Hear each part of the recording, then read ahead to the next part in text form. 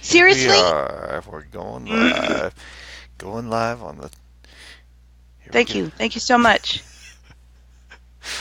Going live. Live we are. Yep, there Really? we are. We're there. We're on. Why? I told you Why we're. would you do that? Because it's 7:30. That's when we're supposed to start. Whatever. Uh-oh. Guys, are you What? hearing this? Dee's mad already. Well, She's yeah, ups, yeah, you did an she's she's awesome job of she's starting and making me mad and then going live. she's upset because we're starting at the appropriate time. So yeah.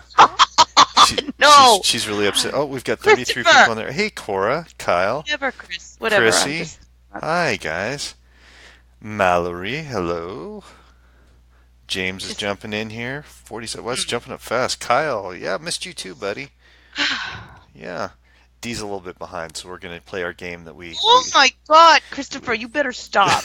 we act like nothing's really happening over on Mixler. So everybody play along. It's very important. We got to act like there's nothing happening whatsoever over there. Colette, thank you for waking up and joining us. We appreciate it. Chrissy, Metallica. I'm going to tell you all about Metallica. We'll wait till the Mixler people get in here because you know that's our large crowd over there. You know, We'll make sure we get them in so they can hear the whole thing. Chad Reynolds, Christopher, hello, I'm gonna sir. hang up on you. Linda, um, Yeah, keep it up. Linda, hello. Kyle says, D, you're looking gorgeous as usual, me dear. Thank you very much, Kyle. Oh, You're very sweet. and then she turned off her picture. Isn't that nice? Look at that, guys. I didn't turn it off, Christopher. It's the D Garcia. Oh, now she's back. There she is. She's back now. Okay.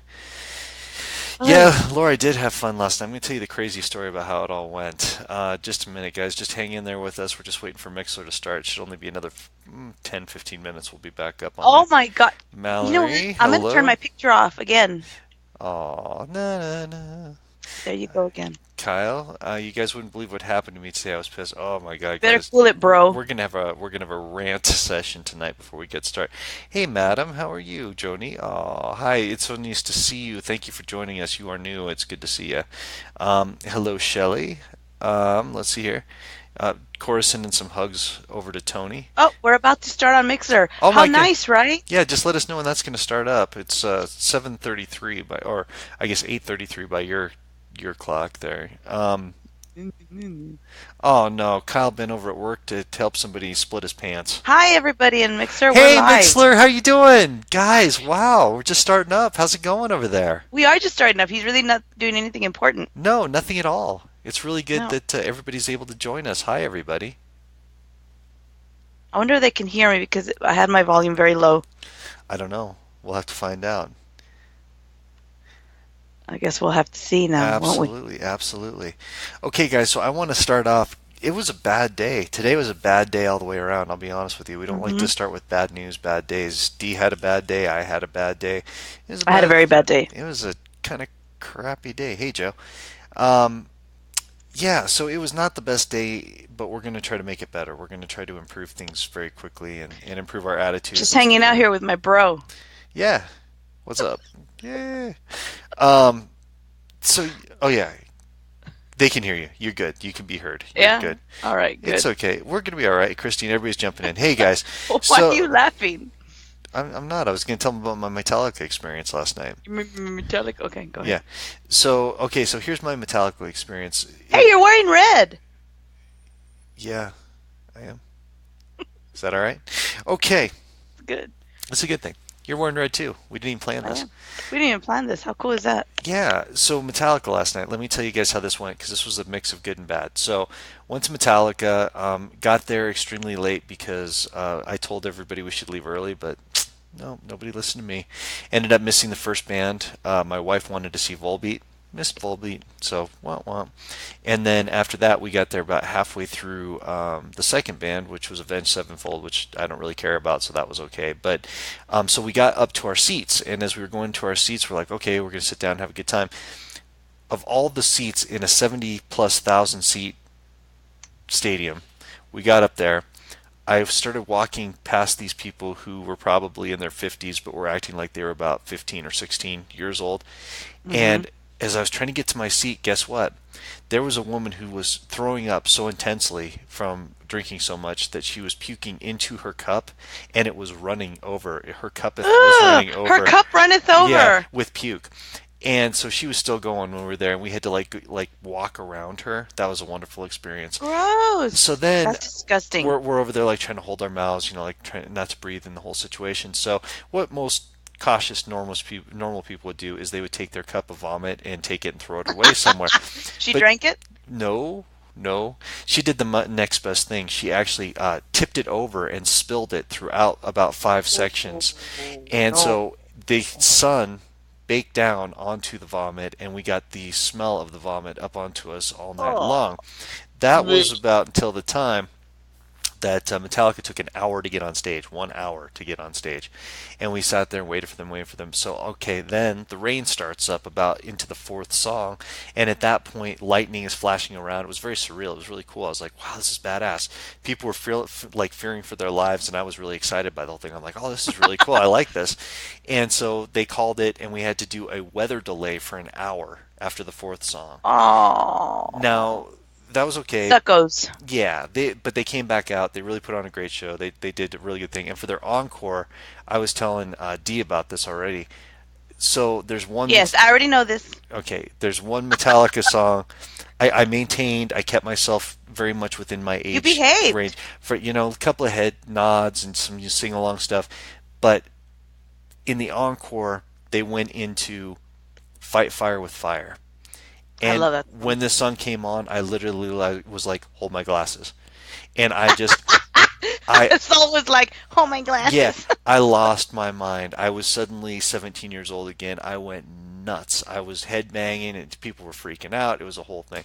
So that was my night. So today, when I woke up, my neck is like completely shot. And Oh I'm like God. this. I'm like, oh, I'm so old. I'm so You can't do old. the headbanging anymore. You're an old man. I told you, you're an old man. But here's something I decided I need to do. This is something I got to do because it hit me last night. I felt it deep down within me. I used to be feared in the mosh pits. I used to actually be feared in the mosh pits because I had some aggression. I'd go out there and I would really get into the pit. People like used to move when I would come into the pit. I'm going to make one last run before I get too old. I'm going to pick a good show to go to. It might be Slayer. It might be, I'm not sure which one I'm going to go to. I'm going to go full bore. It might mean broken bones. It might I mean love pulled mosh muscles. pits. I've been in a couple myself, and one of the most aggressive one that I was actually in was when we went to the Korn concert. Mm, Yeah, I mm, was in the mosh pit. mm. I don't know if corn and moshing go together, but yeah, They yeah. were though. But I'm talking about a real pit. I'm talking about the kind that you come back with Yeah, that wounds, they with punch you. scars. There was That's what they I'm were. talking about. But That's like it's they were being punched, but thank God that nobody punched me because I was in there with friends, and they were sort of like we were enjoying it. And then like every time that somebody would come, they were like, "Oh," like cover me, but I'd be like, "No, it's okay. If I get scars, it's fine. It'll be my war scar from the mosh pit." But I didn't yeah. get any. Yep, yep. No, I'm going back in. I'm going to do one more. I'm going to pick the right show, and You're old. I know, but I'm going to go for it. I've got one last run in me, and I might not have, I might like lose an arm or a leg, but I'm going in. I'm going to do this. So I just want to put public notice out. I'm going to get my last shot here eventually. So sad as that is, there we go. Anyway, okay, so that was my night. So Dee, how are things going for you today, other than your terrible day? How are things? Other than that, everything was okay. That's it. So Yeah, one of those kind of days. yeah, it Yeah. was. Oh, well. It was one of those kind of days, you know. Well, because what really upset me, like I told you what happened, Mm, and it was one of those like, that's private, you know, right. what what happened, and Well, you can probably tell them. I mean, it sounds bad now, but you can tell them what happened. It happens to all of us in this well, I got cyber hacked. I stupid mean, they age. know if they follow me on Facebook, they know I got hacked, Yeah. and I sent flirty messages to random guys, but it wasn't me, you know, and I had to like go back and explain, sorry, I didn't send that, sorry, I didn't send that, sorry, I didn't send that. And then like some of them had already like, you want a picture type thing. So then I had to delete some of them because they were persistent even after I said it wasn't me. Mm. So It was a crappy That's a day. bad day. That's not a good It day. upset me because like who does that? Yeah, yeah. That's mean. It's just not a nice thing to do. No Who darkness does allowed. that? Exactly. So that's why I put up the whole like, you know what? I'm not hating on anyone. I still love you all. Smile and remember to make someone else smile too, especially the assholes because they need it most. That's That's right. why I put that. Yeah, That's why I put that up there. it's true. It's very true. Yes. So today we're all going to try to make each other smile a little bit because I had a posting up too about what a crappy day it was, and a lot of people were like, "Yeah, this really is a crappy day." And I don't want to be like that. I don't want to be all negative and dumb, but it was just a bad day. It was just like blah. Yeah, And Christopher, don't be all negative and dumb. you quit. Um, so I found out today. You said that on air. I did say you quit.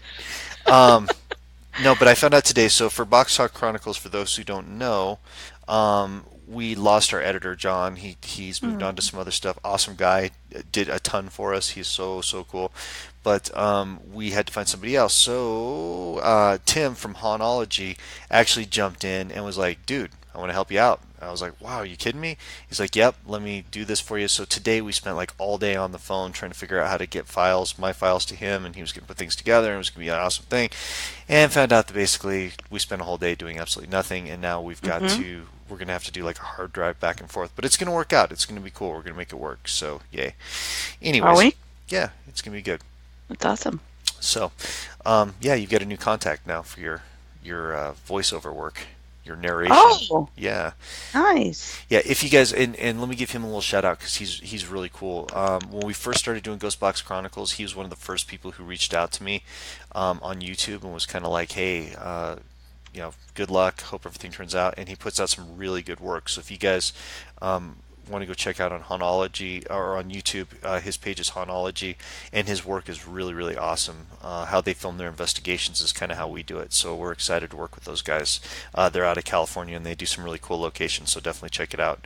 In addition to us, because if you go to Man is the Moon channel, you'll be able to subscribe and you'll be able to watch all the Ghost Box Chronicles and you'll be able to watch all the old Box Talk episodes. It'll be fun and you'll like it. That's my pitch for tonight.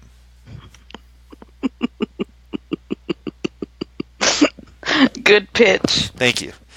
Okay, so guys, tonight's show is going to be a little bit different than what we normally do. We wanted to talk about something really interesting that we're going to be doing and really kind of discuss a very cool location that we were just at. Some of you who follow us on the show and follow us both on Facebook and stuff have probably already heard about some of the things that we actually discovered at this location. But if you guys are into really cool, super active haunted locations, this is definitely going to be the show for you. We have an event that's going to be coming up there a little bit later this month. So tonight we wanted to kind of focus in and talk a little bit about the location, what happened to us there, what we're going to be doing, and some of the experiences that we had while we were there. And that's why we're going to bring on our special guest Alan tonight, who's going to he's kind of the expert in the whole situation. Oh, Um, my eyes are burning. well, that's not good. No, it's Um, not. you take your time, control your eyes. They're burning. I don't know why. Oh boy, there's What you do to me? there's a Cheech and Chong joke in there. Um, Christopher, I shut up. sorry, I had to. Uchica pesta. Is that it? Uchica pesta. Oh my God, Christopher. That's what he said. But anyway, okay. So Alan's going to be coming on with us tonight. We're going to be talking about the Stagecoach Inn.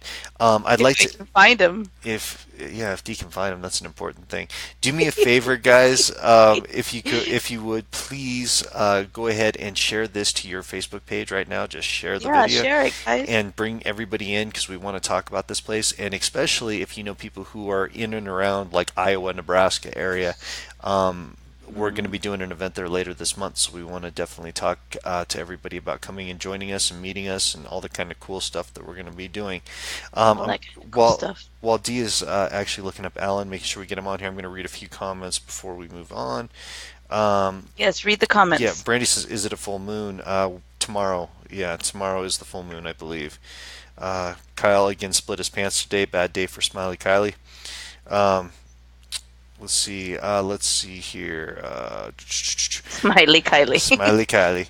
Um, um, Joni asks, "Is D a medium? I pick up empathic healer." I'd say I don't know if I hear you. I'm here. Can you hear me? Oh boy. There you are. Okay, Okay. okay, okay. No, she's. I wouldn't say she's a medium per se, but she definitely does have empathic ability. She picks up on quite a bit, and has I'm really. not as strong as Moonie. Well, it's not a Jedi thing, but yeah. I mean, No, I it's pick up on a lot of it's stuff. not a force issue, but I know. no. When I say D, I don't say medium with D. I say more empathic.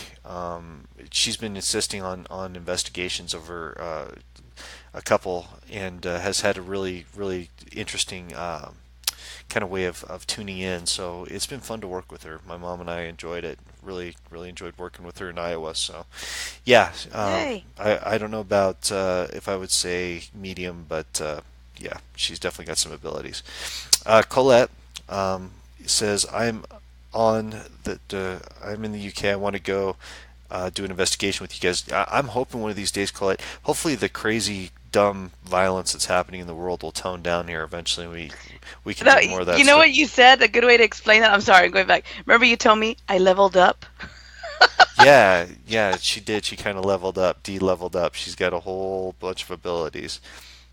I leveled up, and according to Mooney, I'm still going. So Yep, ask that still, question again st- later in the future. yep, still got ways to go.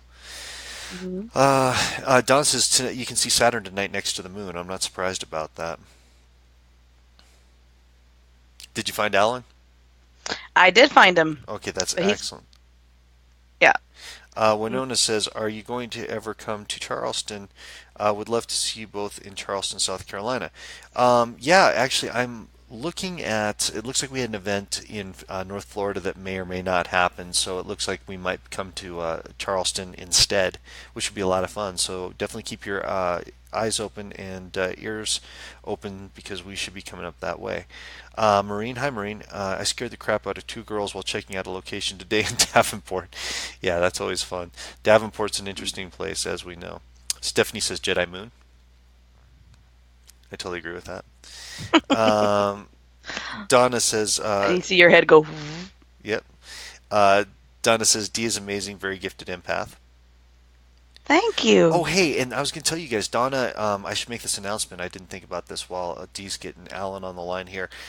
Donna is actually our new sales and marketing director over at White Wolf Entertainment. So if you guys ever want to book a reading, if you ever want to get in touch, book an event, an appearance, anything for myself, my mom, Dee, anybody, definitely get in touch with Donna, and Donna will put her special work email in here. So if you guys need to get in touch, she is the person to go to for all that kind of stuff.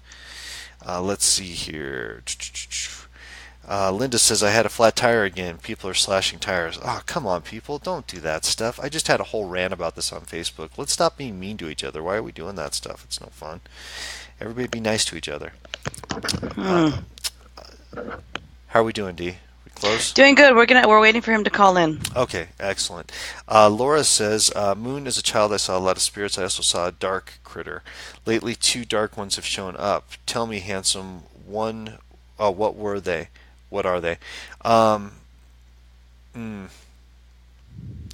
yeah, Laura, I definitely see this coming from the past. I think that this is something that's been with you, and I think it's just making itself known again. So, ground yourself. Make sure that you might want to go ahead and sage because there might be some things around you that have been there for a Oh, while. so Junie says Happy National Best. I guess today's like Best Friend Day. So how cool is that? Yeah, Cool, right? yeah. Well, don't be too excited. It's kind of like Valentine's Day, making things up to sell products. That's how that goes. Uh, God, Coral says, such a ray of sunshine. "I am. Damn it." Uh, Coral Ann says, "No pucker face challenge." D did that. I did. Yep. And then Smile Kyle did it too. She tried to bully me into it. I don't do that. I'm not. I don't. I It was don't. for a good cause, and you said no. I don't do peer pressure stuff. The ice bucket challenge, not me. Sorry. Um, Pucker face, no, don't do it. Whatever, I'd Moon. rather just write a check and do it that way. But that's just me. That's how it goes. Mm. We Wow, this is good radio. Cornelia says, I've been waking up multiple times, 3:33, 12:34, meaning behind this. 3:33 does make sense. That's the synchronicity aspect as far as well, I guess the 12:34 too would make sense. Again, probably just a synchronicity aspect, somebody who's trying to get a message through to you and you're not able to pay attention right now. Try to focus on that, meditate if you can. Let's see here. Uh, Okay, Robin says well, I don't go live at all. Just so you know, Robin doesn't go live at all. It's very Oh, important that you know that. Very important. was that like just like public announcement for I everyone, guess or so. I what? don't know. She's like, I don't go live at all. That's all there is to it. So don't ask her to. It's not going to happen. Um, so we're still waiting for Alan. Yes. Alan, call in, buddy. We're waiting for you. You're holding up the show. Uh, Kyle says, in me house, me dad is hearing scratches in the wall and sometimes bumps, but nothing in the attic. Any suggestions, Moonie Dee? Um, I had a situation after I just wrote about this in the book. Came back from the Sally house for the first time, and I'll never forget. We brought something back, and we were sitting on the couch. My whole family. It was me, my former wife, and my daughter was very young at the time. And in the wall back behind us, all of a sudden, out of Mm-hmm. nowhere, it sounded like two dogs just tearing each other apart inside the wall. And I ran outside of the house to go see if there was dogs outside fighting. There was absolutely nothing whatsoever, and that ended up being something extremely negative. So, Kyle, I would suggest doing a sage on the house if you've got those kind of problems going on, because that could be pretty serious. Okay. It's Don't, not giving don't, me the option to add him. Let's see. okay, boy. Oh, I hear something. Something's happening. D, D. I think we lost D. D, come back if you can. D. Oh no, she left me. Oh, she put me on hold. She put me on hold. Okay, we'll be all right. We're on hold right now. So hopefully she'll realize what's going on and come back. Okay, Chrissy says, Mooney, I'd love to know if you feel my daughter's dad's estate and lawsuit will end soon, hoping to put it behind us. We're coming up on his first year anniversary in July. Chrissy, I don't think this is going to resolve very quickly. I think you've Okay, got I'm a little bit of back. time to wait. Hi, how are you? Go ahead. Chrissy, go ahead and give it a little bit of time. I think that it's probably going to be another few months before you see any kind of resolution. Just finishing that thought. Okay, what's going on, D? Okay, so it's not allowing me to add him. I'm just gonna have to call his mobile. Yep, call his mobile. Let's do it. Let's make it work. I Um, know. I'm going to read a few more things here. John Sloan, my 5-year-old stepson wants to know if his great grandpa is safe with God. Um, great grandpa. Yeah, I feel like there was a little bit of a transition time with that, but I do feel that he's finally there. I feel like that he's finally reached where he needs to be. Yes, you can let him know. Absolutely. D, how's it going? I'm going. Hold Oh, on. no, I'm just checking. Yeah, I'm doing readings while you're doing that. Okay. Elizabeth Hunter, I know I live in a house with spirits and possibly a demon. Yikes. I cleanse a lot. How bad is it? Um, I don't know what the thing is with water in you, Elizabeth, but I feel I don't know if there's water. It's got to be water near you. Is definitely energizing this. It's charging it. So um, I don't feel a demonic entity, but I do feel a lot of spirits there. I would definitely say at least one portal, if not more. Might be a good idea just to sage, possibly do an EVP session, a standard EVP session in the house. See if you can get some voices to come through to identify exactly who's there with you. Okay, let's see here. Coral Ann is asking to donate to Astrid Trotter, raise funds for treatment of her MS. Absolutely. My uncle actually has severe MS. He's to the point that Uh, he's no longer walking anymore. So we do a lot of work with MS charities. It is a good cause, everybody. Philip says, I want to thank the spirits for helping with my ITC experiment.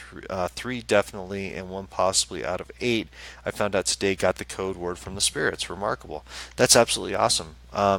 And that's really the challenge, Philip, that I've found is trying to get spirits to care enough about, proving themselves, for lack of a better way of putting it, because most of the time it has absolutely nothing to do with them wanting to, prove it. They're there, and they just want to pass along their messages. So when they're willing to work with you, whoever it is, Radav or any other spirit team that's out there, that's absolutely awesome. Um, Lori says, "Hi Moonie Dee, it's been a tough few years. We've lost many dear loved ones. My uncle, 2012, my mom, 2013. I missed terribly. My dad, Ken, 6 months later. Jeez, guys. Why isn't it letting me add? I don't know. On my birthday, December 23rd, we lost another loved one in my arms. My God, Lori. Any messages, please? Health, career, business, finances, or anything else? Hugs from Canada." Oh, Laura, I can't. First off, I feel terrible for the loss that you have going on right now. I mean, everybody made their exit point, their choice to leave long before that point. But for you, that's so hard, and all the lessons that you've had to learn from that have to be incredibly hard. So I do feel terrible about that. Um, one thing I'm going to give you is this: the feeling that I get is perseverance. I feel like your lesson in this is to learn how to not only carry on but to carry others with you, and to understand um, how short this lifetime can be, and lessons that you need to take from it. And I think that that's why you're experiencing so much loss at one time, is to learn how to learn from that, take the messages from that, and hopefully help others in those changes. So, yes, okay. Hopefully that helps. Yeah, I know, Tony, we lost Dee. She's back. She's just trying to get Alan on the line here. I'm not sure exactly what's going on with this weird technical situation that's happening, but we will talk about the Stagecoach Inn tonight. I promise, guys. We're gonna get on it, and I want to have Alan on first off because he's awesome, and has some amazing history about the place, and I want to talk about the event, but I also want to go Okay, I in. found out why I wasn't able to add him. He gave me his landline instead of mobile, so Oh, okay. We're yeah, going to all try right. one more time here. And I'm just running through some last. Let's see. Yeah, D was lost in the universe. That's right, Stephanie. Um, but that's kind of a common theme with D. She is kind of lost in the universe a Hmm. lot. It's not a totally uncommon thing that happens. Let's Keep see. it up, Mooney. Keep it up. She's going tonight. Don't piss off D tonight. April Rogers. I don't know if. Moon, Yeah, think of the picture. yeah. I don't want to think about that. Thank you. That's a terrible bad thing. I don't know for sure. Still waiting in the rheumatologist appointment, wondering if I have All right. lupus or something else. Oh, I think we got Alan coming on, guys. Hang in there, guys. If I missed your question, we'll definitely we'll try to get back to it if Alan picks up here. Is it Alan, ringing? Alan, Alan, Alan, Alan, Alan, Alan, Alan, Stop! Alan, What are you doing? Alan. Are you there? It's not ringing, and Alan is not there. Alan, Alan, Alan. This might be the worst experience I've ever had on this show. Alan, Alan. Christopher, It's his not number's ringing. on the It's thing. not ringing.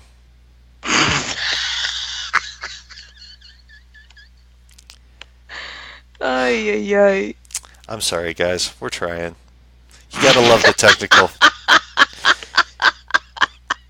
Gotta. Lupita, I don't need threats from you. Okay? Who is that?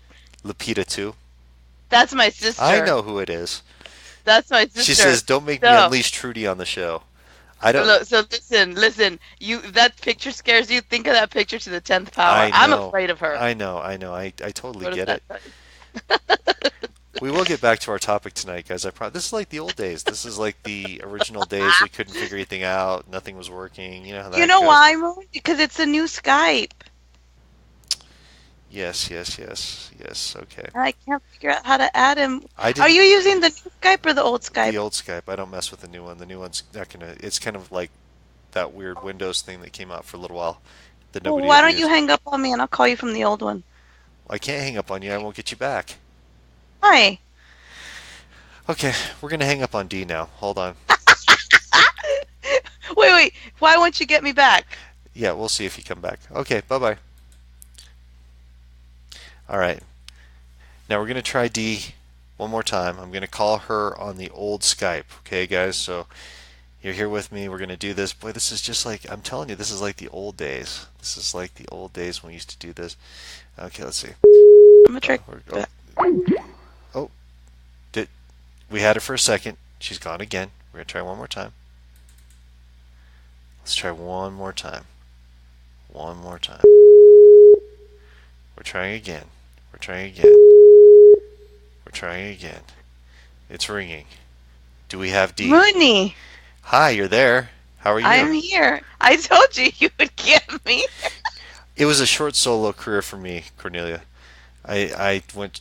It was Okay, and I'm calling Alan. Look how easy. I'm not ever messing with the new Skype again. Yeah, don't mess with the new Skype again. Look, this is much better with the Yeah. old Skype. Why did they try to change it if it was fine? Because that's what they do with everything. If it's good, they'll wreck it. That's just how it goes. Ooh, Kyle's going to be my new head of security. Oh, is he? Yeah. Why do you need security? Why do I need security? Why don't I need security? I think that's the question right there. What? How could Moon survive without security? Oh my god. Oh god. Why did I ask? Are you going to call Alan because he's supposed to be our guest tonight? I am calling him, but he's not answering. It says call failed. Oh my God, Alan, pick up the phone. Answer. For the love of God, Alan. We love you, but if you don't answer in the next 5 minutes, I'm going to do the whole show right here, and there will be no Alan. That's right, Chrissy. Lord. He's got to protect my hair. It's very important. Is he? Where is he? Did he answer? Obviously not, because he's not talking. You know what? Let me try to add him on Skype now that I'm on old Skype. What? Christopher, stop it. Yeah, Coraline, I do agree that I do have fabulous hair. I got to admit. I don't have fabulous hair. I don't have fabulous hair. Yeah, I have fabulous hair. Look at my hair. It's so long and blonde, and I'm beautiful. Laura, the fur babies are doing great. Thank you so much. Bond's paw is better. Everything is good with him. So thank you for checking in on. He's better.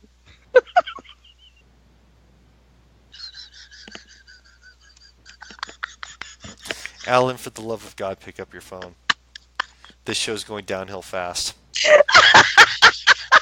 Yes, exactly. Dawn says, everybody concentrate on Alan. Okay. Come on, I'm Alan. trying to ask him. Alan, we got to get you in here. We got to get you in here. Alan. That's not going to work either. You actually have to dial the number, please.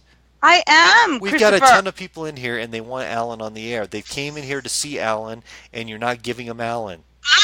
Oh my God, mira, tú vale más que te calles, ¿ok? Ok, vale más que ya no le sigas porque me vas a hacer que me enoje You bastante. know I don't speak Spanish. No me importa, no me importa. It is important. No. Wait, is he on? Are you Alan? there? Oh my God, Alan! Thank God, God. Alan! Thank God. I don't know what you guys were doing over there, Christ. but it was truly paranormal. Oh my God. This was all Christopher's fault. Oh ho ho ho. No. I called on the old Skype. I'm an old Skyper. I'm an old Skyper. See, I won't have any of this. Dee's the one who messed this whole thing up. Hi, I Alan. How are you? You know what? Wait. I am fantastic. Thank you for letting me allowed on this show. Well, I will say this. I can admit when I'm wrong, unlike somebody I know with long blonde hair. And I will say I did mess it up because I was trying out the new Skype. It was my fault. But I realized the error of my ways, and I went back to old Skype, and now we're back. We're Hi, good. Terry. We're good. There's nothing wrong with the old. Nothing wrong Nothing. with the old. Right. I say Nothing wrong with the old. stick with the old. Stick with the old. If you can't see Alan and you probably can. Everybody in the chat room is saying hi, Alan, like they're waving at you. I'm waving back. Alan, Yes. I added you as video, but I don't know why your video's not there. I don't know. But you know what? Let's not mess with it. Yeah, don't No. don't touch it. Just everybody Let's sees not. Alan picture. That's all that matters. He's Alan's little icon thing. Moon, real quick before we move on. Hmm. I'm not mad at you. Better not be mad at me. Moon, you know I love you. I'm pretty angry at you, so we'll see what happens. Oh, really? Okay, fine. Now I'm mad. No, All right. now Hi, I'm Alan. mad. No, I'm really mad. Hey, Welcome, Alan. Well, How are you doing? I am fantastic. How are you? We're actually very happy to have you on the air. I'm very happy to be here. You're the best thing that's happened all night, Alan. Really? Yes. You know, I've heard the controversy. It's been compelling. It's been absolutely amazing. It's been interesting. It's not like we've been tap dancing or anything like that. Mm. Oh, wow. I missed that. I'd like to see that. I'd like to see Dee tap dance with a pickle. And I'm dead. I'm just gonna sit back. I'm just gonna sit back. You guys go ahead. I'm just gonna sit back here. Dee with a pickle. Let me just. I just want to drop in John Wilkes Booth. No. And proceed. Oh my God.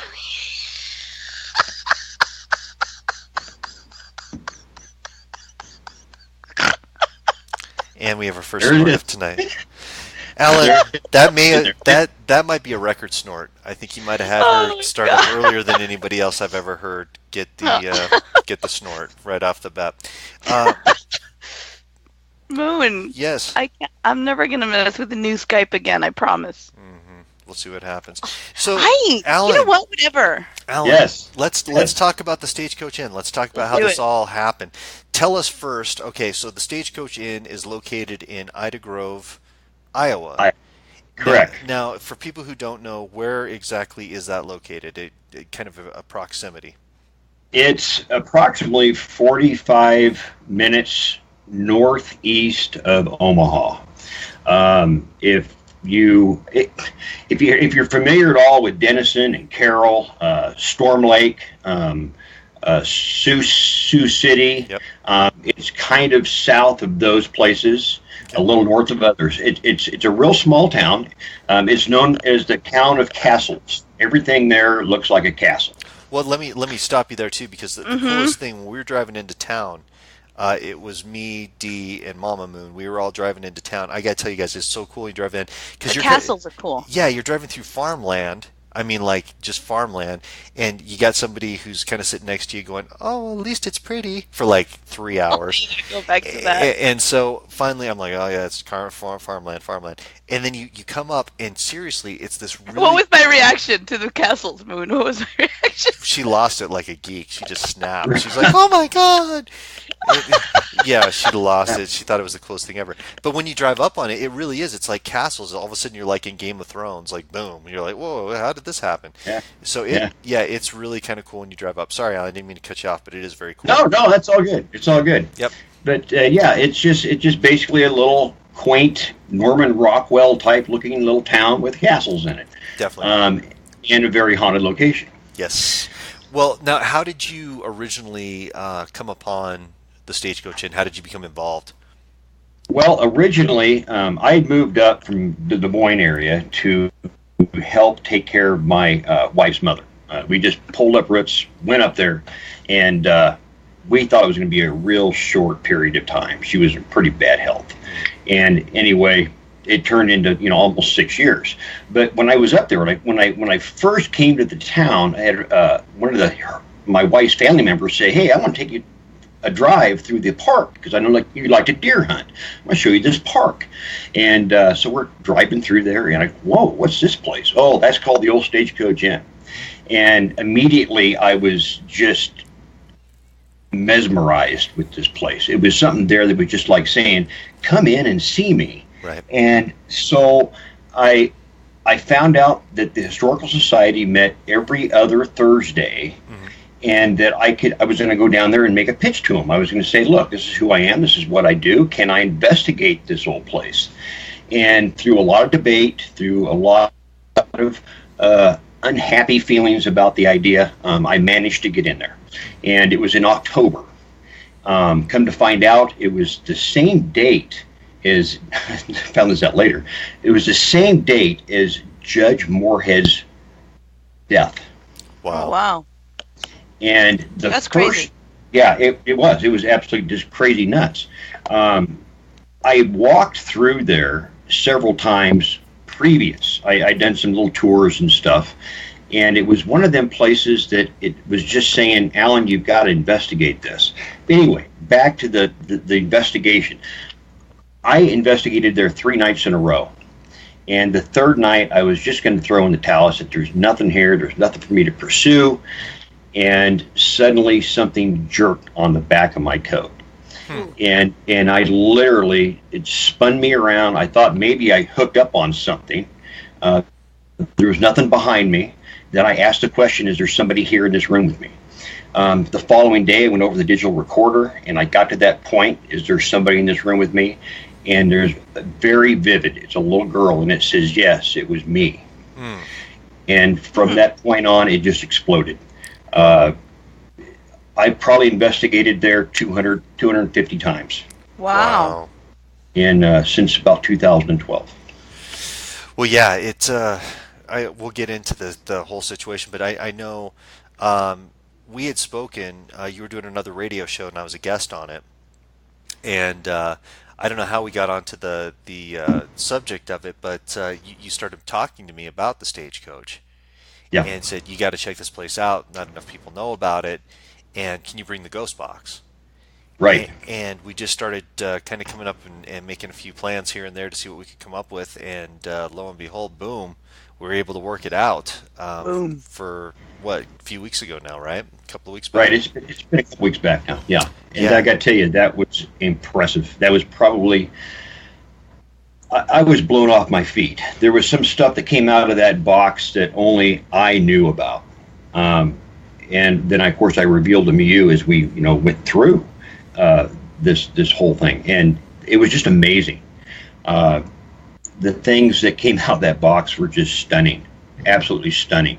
I will like to say, I found out some information today that's going to blow your mind. Uh-oh. Dan, who you met, right? He was talking to a lady that works where he works at, and she has a youth group through the church, and they had a days out at the Stagecoach Inn. Okay, now the reason this will trip you up. The reason they went to the Stagecoach Inn is because they were discussing angels and demons, of all things. So they go out to the Stagecoach Inn, they take some pictures, and she presents a picture to Dan of something that looks like a human figure standing next to, remember that mannequin that's in there? Yeah. Standing next to that mannequin, an outline of what looks like a gentleman with a stovepipe hat and a long coat. Oh, wow. Now, I haven't seen this picture yet. I haven't seen it yet. But she is adamant that there is something in that picture. Really? Yes. That is really interesting.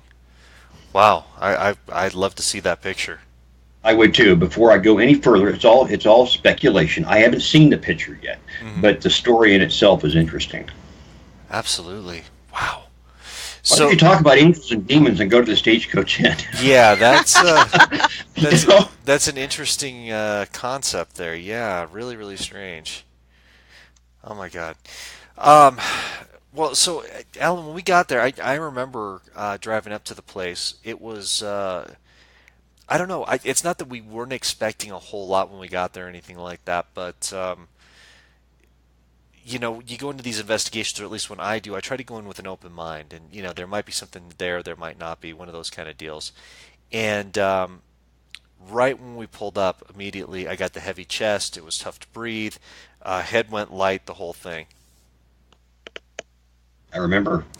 And I also remember you turning very pale and having to leave the inn, and you wouldn't let nobody around you for about 2 or 3 minutes. I remember that. It scared the hell out of me. Absolutely. Something affected you profoundly. And that's not the first time that's happened. I'm not sure what's going on up there. I do know this, and I'll stick my neck out and say this. The Stagecoach Inn has many, many layers to it. And I believe there is, as we discussed, some kind of a gate there. And there's a constant variety of personalities that come through that gate, as well as the people that remain behind, like Mark the Moorhead, right, like John Moore. John Moore, the gentleman who killed himself on the property. Very, very disturbed man.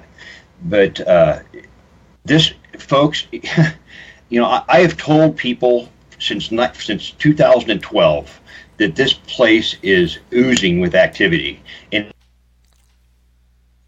actually, you won't get it.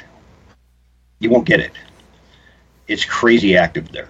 Yeah, no, it is. Well, and that's something that we had talked about too. I everybody has, oh, this is the most haunted place I've ever been, and this and that. I'm really cautious when I Right. say that because I've been fortunate to be some of the most haunted locations in the world, and I've been telling people about this since I've been there. And I said I've never walked into a location that hit me as fast as the Stagecoach. I'd say maybe the Peabody Mansion in Denver would be the second to that. But I'm telling you, the Stagecoach immediately right when we got there was almost like, hey, we're here. We're going to talk to you. We're going to show you that we're here.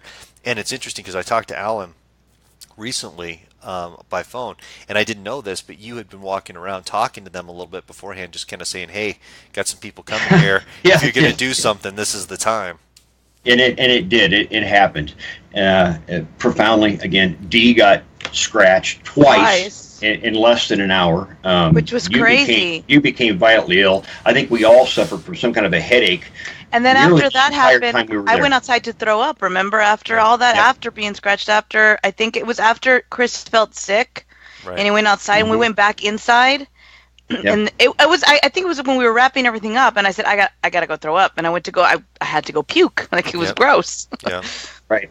I remember watching you, Dee, and you'd look at me, and you looked at me like the deer in the headlights. I mean, your eyes were just wide open at me all the time, like just looking at me like, why do you come in here? Yeah. Well, because I just felt it around me, and it almost felt like it was out to get me in particular. I was like, why? The Stagecoach Inn is very stealthy, as I put it. The Stagecoach Inn ruined my life for a long time without me even realizing it. I finally began to realize that it would follow me home, but it would wait. It'd be like wait in the shadows for days, and then it would rear its ugly head, so to speak. I knew it was present, and I told it whatever it was. You had to leave. You had to go. I will have you removed from my home. The reason I said that was because my brother-in-law, who is an ordained minister out in Pennsylvania, he was going to come to visit. He was going to come to visit his mother. And I said, my brother-in-law will remove you. He is a minister. He'll get this done. And then I put it to bed. I let it rest. About 4 days later, he showed up, him and his traveling companion. And on the second morning, we were sitting at the breakfast table, and his travel companion says, the oddest thing happened to me last night. She said, I felt as if something was pressing me down into bed, and I couldn't move. And she says, I looked to my right, and I could see into your brother's room from where I was laying, and he was standing at the foot of his bed in his pajamas, staring at the wall.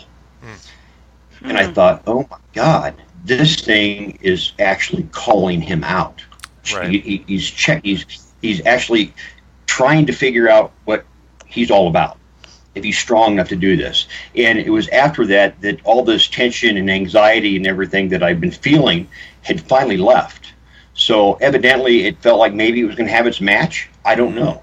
But I never revealed this to anybody. I was at the dinner table or the breakfast table and never said, oh my God, this is what happened the other day. They had no idea that I had confronted whatever was there and said that I'd have it thrown out if it didn't leave. Well, it evidently wanted to see who was going to be throwing him out and decided to leave.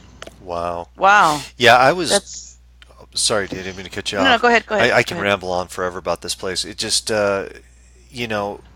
right when you pull up and you've got the trees, and you said it was the Sioux. Am I right about that? I don't want to be mistaken. Correct. The Sioux Indians, Sioux. and they used to hang the bodies of their deceased from those trees, correct? And They actually put them on the branch. They'd lay them on the branches. Normally they would put them in a canoe or some kind of a vessel and then wrap them in hides, lots and lots of hides. And then, of course, over time, their bodies would just, decompose and just go away. Animals would pick up their bones and drag them off to who knows where. But now they would have them in those trees. Right. And so I remember first thing getting out of the car, you could just those trees had a life of their own. They were Yeah. just intense, Yes. and you could feel the energy coming off of the place. And it's not just the structure; it's the ground. Obviously, that whole ground right there has got so much energy to it. But I remember when we got inside, and one of the first things that happened was that motion sensor went off. Oh Yeah, yeah. yeah, that vibration sensor actually. Yeah. Mhm. In fact, I had armed it, and then we were walking around inside for what 5 minutes or so, and we were getting ready to leave out to walk outside, and I just Mhm. suggested. I said, "Hey, you guys know how to play with this. Impress me. Make it go off." What happened? Oh, it went off. It went off. Yeah. And that's the same location that it always goes off in. There's something about that staircase.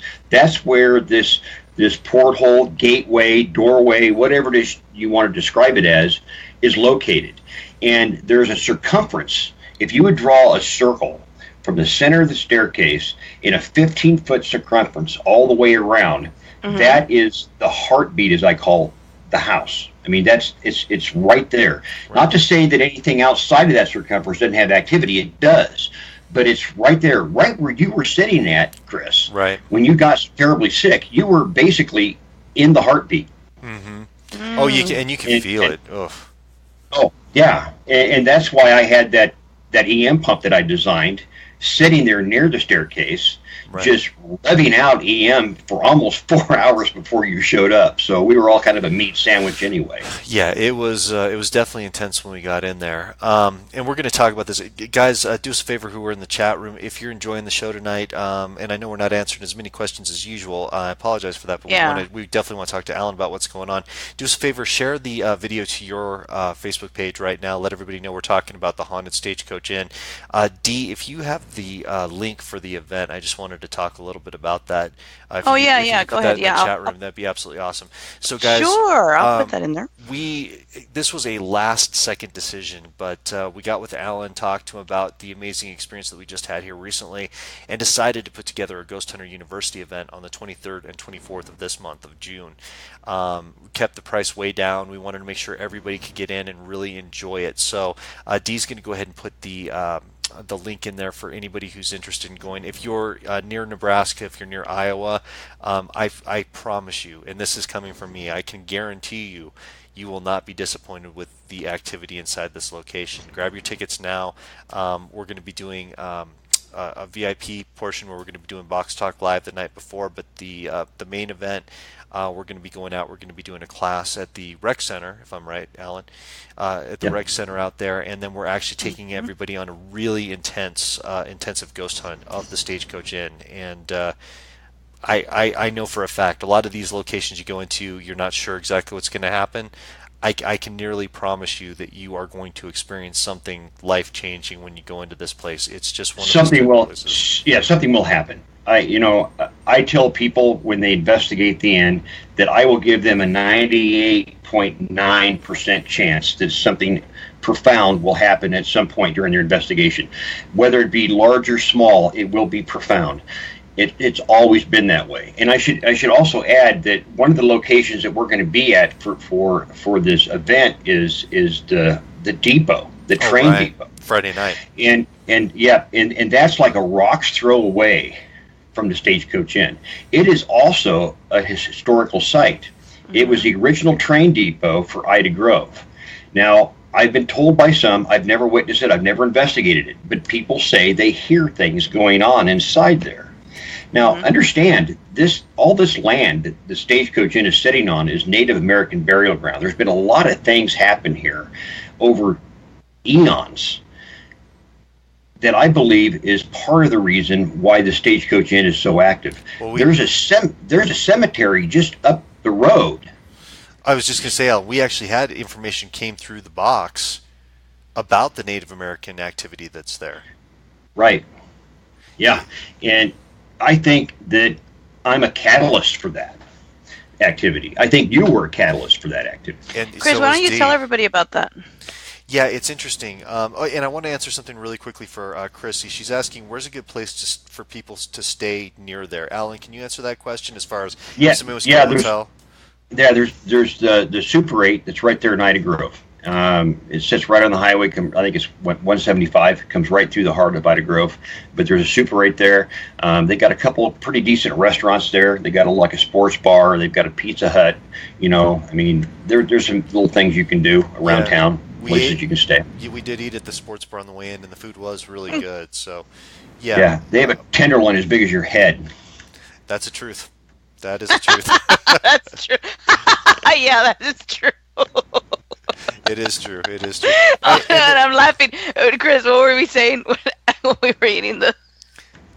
I literally said it was as big as your head, and it was. No, but the voice, tenderloin.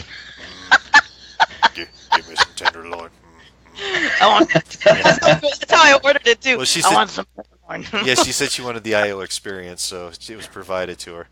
All right. Yeah, it was good. It was good. So yeah, definitely. And there's some other towns right around there too for places to stay. Just get in touch with any of us. We're happy to direct you to where you need to go. But we're trying to get as many people there as possible. This may be the only time. I just want to stress this. This might be the only time that we're going to be able to go in and investigate the location. So we're really trying to make this event great. Make sure there's a lot of people who can get in there and check it out. Thank you, Daniel. He hashtag tenderloin. That made me go off. Moist tenderloin. Moist tenderloin, absolutely. But yeah, make sure to get your tickets ASAP, guys. Very, very important. Very, very important. Well, Dee, I think you gave the wrong link. I think you gave the Hinsdale link. No, I didn't.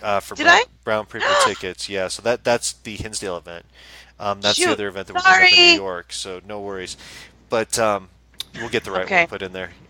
Let me get the right one. People be signing up for Ida Grove and going to Hinsdale. That'd be a surprise, wouldn't it?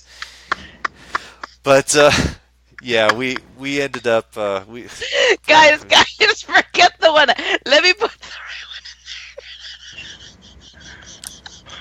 there. The Hinsdale event's going to be great too. Don't get me wrong; that's going to be an awesome event. But we're talking about Hinsdale tonight. Hey, Dee, you're kind of in a pickle right now, aren't you? I am, because he's going to be all mad after the show. And, I can't believe you put the wrong... Christopher, I have a question for you. Yes. Still love Dee? Anyway, so through the box, we had some really interesting things that came through. We were talking about the why the activity was taking place, and we actually had something about what I first thought was like a maze kind of thing, like a maze deal.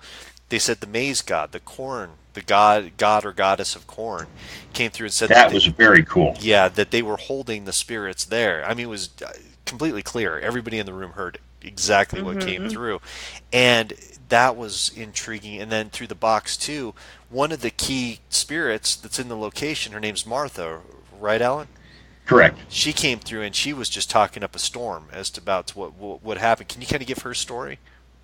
Martha. She was the glue that held that family together. They had several children together. They had, of course, Anna was their daughter, and Judge Moorhead, Giles Moorhead, who was the doctor, who ended up being a doctor for the area. But she really held that family together. She was a Pentecostal, very, very devout Pentecostal. We heard her voice, and if you recall, she said that she wanted to stay there. She was angry. Right. She was very angry, and I had the question of whether or not she was angry because she wasn't in the place that she thought she would be when she died. Was God not present? And she was very mad, and I think she was angry at the fact that I'm walking around in there stirring stuff up. Also, I think there are people that are trapped there, Chris. Right. I think that she holds people very near and dear to her, and I think she confines them there. That's evident through the EVP that we captured, basically an EVP over the camera's audio that Dan had captured that said, "Someone save us." And it sounds like, I don't know, you've heard it. I think it's a boy, about 14 years old. Right, agreed. And it's just, "Someone save us." And I've often thought it was either, somebody like Martha holding these things here, these entities here, or it could have something to do with that Native American burial tree. Right. It's almost as if, that's sacred ground, and you're there in your life. You're desecrating this ground. So in your death, you will be confined here. So is that what's going on? Well, and that's I don't know. That's what came through the box. I think it was clear that this entity, whoever it really is, they claim to be this, corn maze entity, said that if they trespassed during life, that they immediately became prisoners there in death, which was really intriguing to me. I thought that was absolutely incredible, but it made sense. And it made perfect sense. And just to follow up on that, and Dee asked me to talk about this, and I was just talking about the event that we're going to be having, but you were confused because you'd gone out and you said that didn't you used to play the flute out there and try to calm things down? And I said I have Native American blood from two sides, and then Dee said, obviously she's got her blood where she's from, which is the Aztec. Did I say it right? Aztec. Yes, but you did. but it would be considered to be a tribe. It would be considered to be a nation that was there. And the thing is that we realized really quickly, the reason that it was angry is because they don't know that today a lot of nations stand together for unity. They were enemies at that time. They were absolute enemies. So us being there, even if we were trying to do peaceful things, we were their enemy on their land doing this. And we think that that's why they were so aggressive. And Dee was attacked so brutally. Just in that short time that we were there. Yeah, and that's a fact. I'm part Cherokee. I believe you are too. Dee is Aztec. And so I think the combination of all that really amped up that activity for that day. And I've never had that kind of activity during the day there. That was just completely unusual. Right. There was only one other time that I did a little teeny event. I did a video that I put together for the library. Some people came out. They wanted to walk through after we did this little event. And there was one individual. He was a black man. And he walked in there. He was in there for 5 minutes and had to leave. And he went outside and got violently ill. On another case, another team, St. Croix, I think, paranormal, came down. And very little activity throughout the night until one of their investigators related to whomever is there that they were a distant relative of Abraham Lincoln. Moments later, she got severely scratched down her back. Wow. So, is this thing prejudiced also? I don't know. Could be. I don't know. Look at John Moore, for instance, a very disturbed man. Right. He hung himself. He belonged to a group called the Oddfellows. Now, if you do your research, you're going to find out that the Oddfellows, they've done a lot of good in past years. But back in the day, these guys, they believed in one, reincarnation, and two, they prayed to and worshiped to skeletons. They would put these odd shaped masks on their faces and have these strange rituals going on. And it's not to say that John Moore didn't have these rituals going on at the inn when he lived there after the inn had dissolved itself. Once people, the trains came through, motels and houses and everything else began to grow up in Ida Grove. Could he have been conducting these things out there? There's just bizarre, just all kinds of details that are constantly coming together about the Stagecoach Inn. For instance, when they were doing the rebuilding of the inn, they were tearing out the walls and they were going to put new sheetrock or whatever, the stucco or whatever up on the inside, and they found a shoe in the wall. Now, they thought that was interesting. Hey, we found a shoe from, 1857. To me, a huge red flag went up, and it was like, do you know what they used to use shoes for? They used them to help ward out evil, to keep evil outside. A shoe was thought to hold the shape of the wearer's foot, his soul, his imprint, usually the father of the home. Also, there was a dress that was neatly hung in the walls. It wasn't wadded up, it was hung in the walls almost as a tribute. There was also keys, there were coins, there was food, full portions of food that were found in the walls. And, all of these are indications to me that the Moorheads knew something more than what they were telling anybody, and Right. that we're only picked on today. There's Absolutely. something there. There's absolutely something there. Agree. Completely agree. And just we had a couple of people who just tuned in. We are talking to Alan from well, he is representing tonight the Stagecoach Inn in Ida Grove, Iowa. One of the most haunted locations I've ever personally been to, and I've been to quite a few. We're holding an event there coming up later this month, and there's a ticket link if anybody's interested in that. Kind of jumping back into it, there's been some really intriguing things that have happened to you personally through the years in there. And you sent me off some videos of some of those things. One of the things that I saw that really blew me away was the spinning wheel. Can you talk a little bit about that?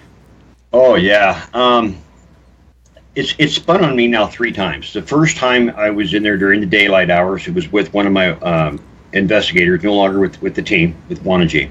But we were just walking around in there, and she says, Alan, she grabbed me by the shoulder, turned me around. She says, look at the spinning wheel's turning. And we watched it do a full turn. Just a slow, very gentle turn. And for the next 15 minutes, I stomped up and down. I moved. I walked hard. I did everything I could to make that thing turn again, and it wouldn't do it. The second time was during a nighttime investigation. It was about 11:45 at night, maybe close to midnight. I was monitoring the monitor. That's redundant. I was watching the monitor, and Dan, my investigator, was on the staircase, clear at the top of the staircase, and he was doing some EVPs and wasn't being indignant, just asking some just basic general questions. We both heard this sound. It sounded like something getting thrown. I walked through the inn, walked past the camera. They could see me. Walked into another room, which was the classroom area where the spinning wheel's located. Mm-hmm. And I walked around in there, I don't know, for a minute or so. You could see my flashlight beam from a camera from another room. I had the camera situated to be able to see into Judge Moorhead's office more so than I did focusing it on the room that the spinning wheel was in. Mm-hmm. So occasionally you could see the beam of my light going back and forth across through this room, and I said, Dan, my God, the spinning wheel's turning. And I focused the beam. I'm nowhere near it, but you could see the beam of light from my flashlight, and the spinning wheel starts real slow, and then it just takes off like somebody just grabbed it and just spun it, just like those fidget toys you have out now. Oh, uh-huh. It was the only spinning. thing that calms me. Yeah. Well, this wouldn't calm me. This thing was spinning. And as fast as it started, it abruptly stopped. Wow. Mm-hmm. Just stopped. The third occasion was I was standing directly at the base of the staircase. Mm-hmm. I was talking. I forget why I was even there, but I happened to pan over to the spinning wheel and say, "This is the notorious spinning wheel. And occasionally we've seen it turn. Blah blah blah." I continue talking. I turn into what would be the community room. Mm-hmm. And I come right straight back, and lo and behold, what do you think's happening? The spinning wheel's turning. Wow. It's going like crazy. And I have, that's the one time in my life that I wish I would have took 2 more steps forward. Just 2. To document what was going on and maybe pan around that room just a little bit, because of course people right away, they said, well, there must have been somebody in that room that turned that wheel. I panned away for less than 2 seconds and came back. If somebody would have been there, I would have captured them. I mean, immediately. There was something that was there. The reason I stood there and stood so still was because there was something happening in that moment, and I didn't want to interrupt it. I just wanted to see how it was going to play out. I didn't want to charge it. I didn't want to walk back. I wanted to stay stationary and try my best to document what was going on. Right. Yeah, and if you guys want to see where can they check out more of the videos, Alan? Because the ones that I've seen have just been mind-blowing.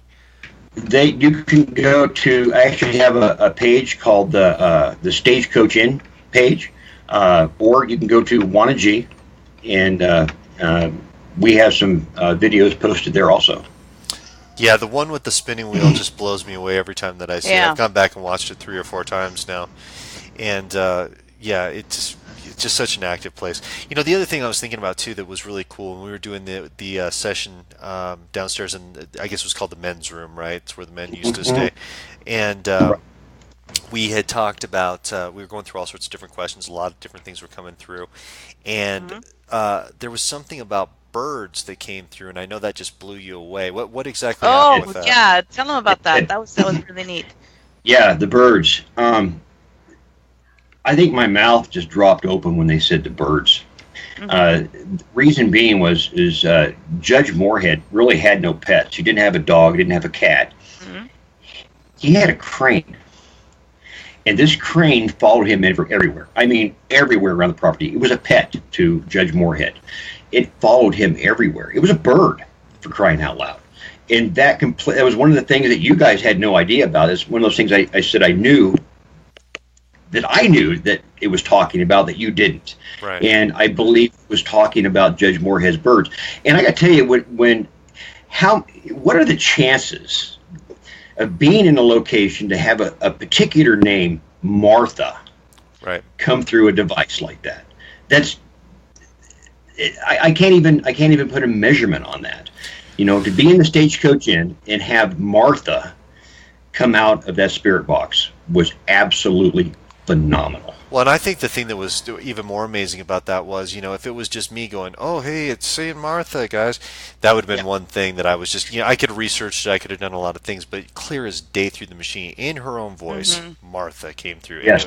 And I think all of us Clear fell over. Yeah. Clear as a bell. And she continually communicated with us, you know, and it was, you know, people, you got to come out here, please. You got to see this place. You've got to experience the Stagecoach Inn for what it is. A little bit more information about the inn that is compelling, but unfortunately, there's no way that I can validate it. When I first began investigating the Stagecoach Inn, I seen an opportunity. I seen an opportunity for the Historical Society to maybe get a few donations to helping restore this wonderful place. And so I confronted them and I said, "Is there any way I can bring other teams in?" And they said, "Yeah, sure. If you think you can do this with a couple of conditions. One, we don't want to hear about any demonic children. You know, we don't want to hear anything bad that's going on out there. You know, we don't want none of that stuff." And I assured them, I said, "You know what? Nothing like that's going to happen. We're going to bring people out. They're going to experience true paranormal phenomena, and they're going to go home." Right. Well, I told them about this particular group.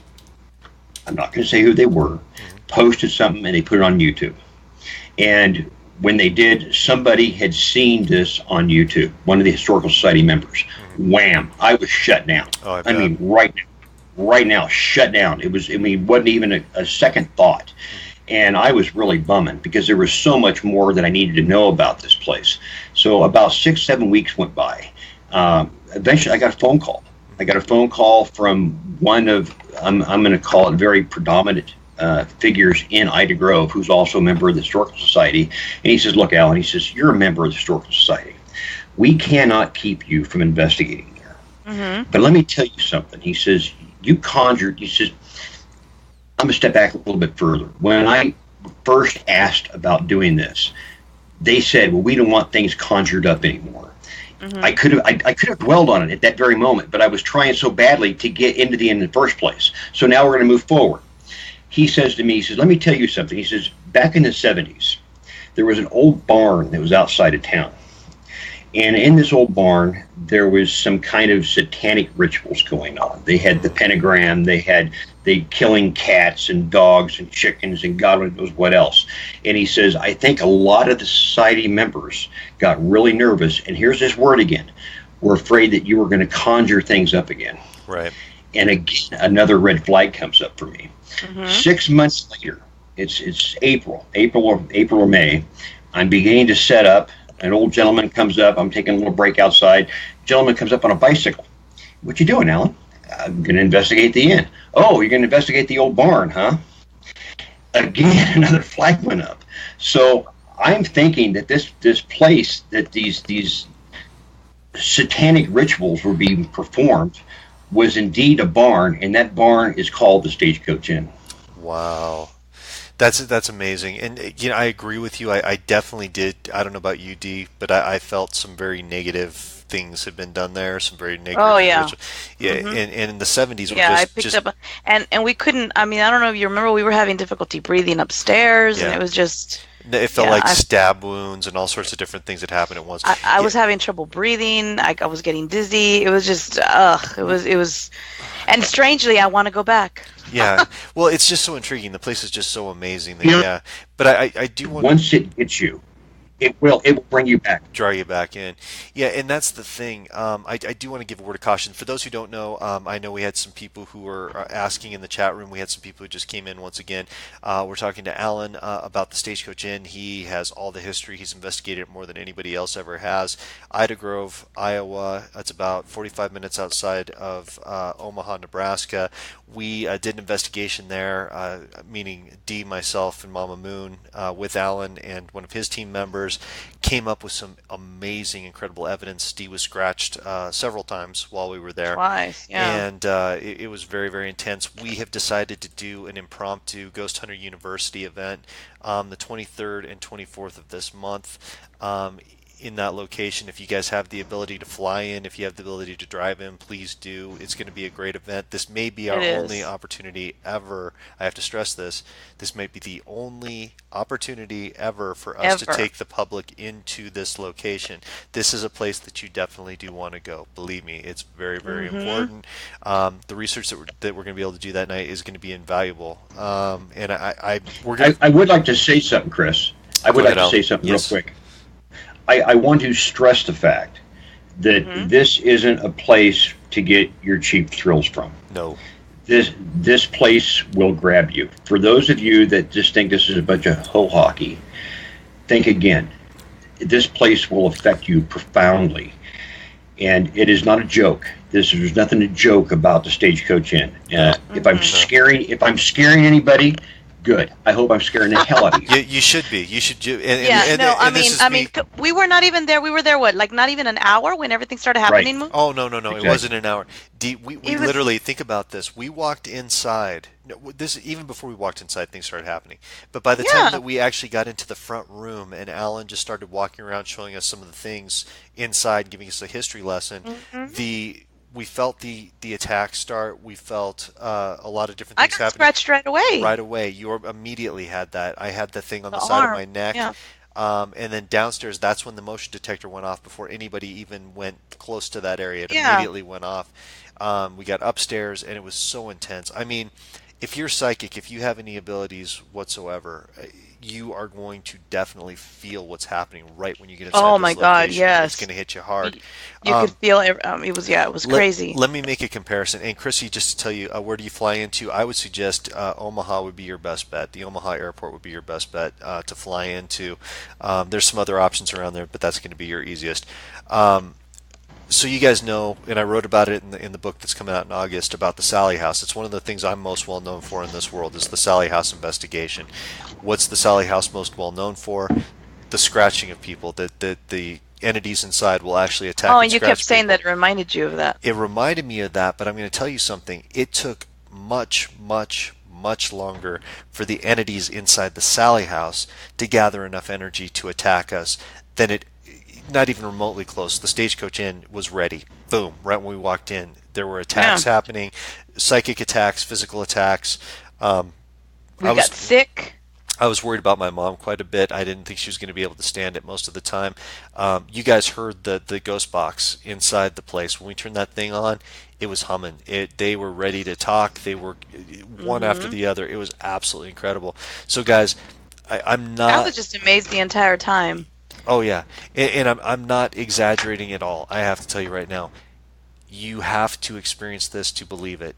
You guys have to go. I You, mean, it's crazy. It's I know. I mean, think of it this way, guys. We just went there not too long, a couple weeks ago, and we're like wanting to go back, do an event there because it was that intense. You yeah, know, the Stagecoach Inn it affects you in different ways. With me, I think it was whatever was there didn't like me there, and when I would leave, it didn't like me being gone. It was like a damned if I do, damned if I don't situation. Um, it again, it affected my life profoundly. Mhm. It's the only word I can use, in a bad way. And when we came back in there, Chris, Hmm. that was the first time I'd returned there since I did my little film Exodus, Right. and I made a promise. I'm not coming back. I'm not going to bother you anymore. Mhm. And here I am, and I come back. And there's kind of an interesting backstory on this. Exactly 6 months to the day that I would have normally investigated the Stagecoach Inn, I was Mhm. working at my little store, Ace Hardware. Here's my plug for the night. And a gentleman comes walking in that belonged to the Historical Society and also the Legion that I belonged to up there. And he said, Alan, when are you going to come back up and investigate Stagecoach Inn?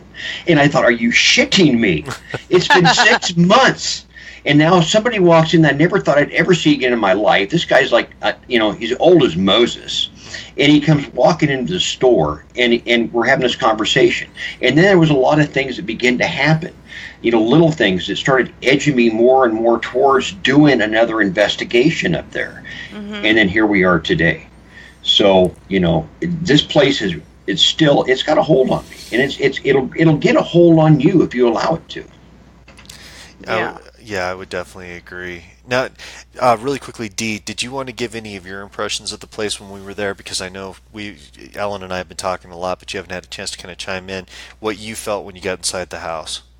Well, it was very repressive for me. Like when I got inside the house, I felt almost immediately. I remember I turned to you and I said, and I think I even told you, Alan, that I just felt one of the things that kept happening to me, I couldn't breathe, and I was like, okay, my inhaler wasn't working, so my asthma wasn't acting up. It was something different, Mm. and I couldn't breathe, and the inhaler wasn't helping. And Chris kept looking at me because I kept using that thing, and he kept turning around like, "Are you okay? Are you okay?" I guess he was like worried. I'm like, "I'm fine, I'm fine," and then the dizziness, and I felt it was very repressive. That's the feeling. You could just feel that there was things around you, and I felt that whatever was there didn't want me there.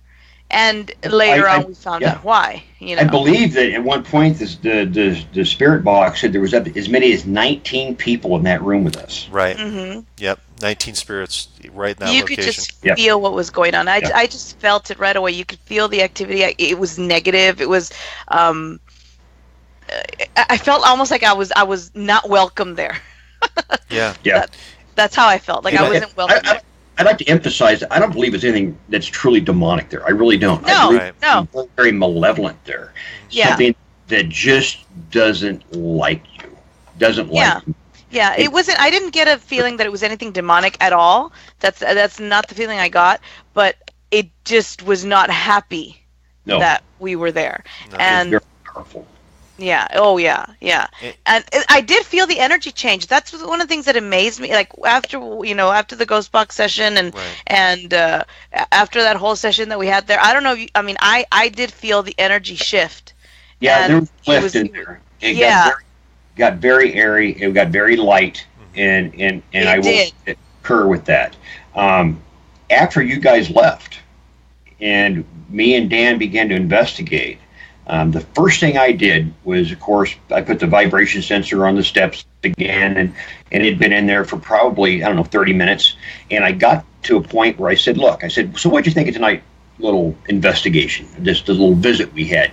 Did you appreciate Chris? Did you appreciate what he did? Did you dislike what Chris was doing? And as soon as I said dislike, what do you think happened? That vibration sensor went off on the staircase. Yeah. So that airiness that left, I think, wanted to come back. That negativity came back, and it was very disturbed. Yeah, Chris had transformed. there was definitely something trying to hide at that Oh point. yeah. It There was. it was trying to hide from it, but I think we called out most of them.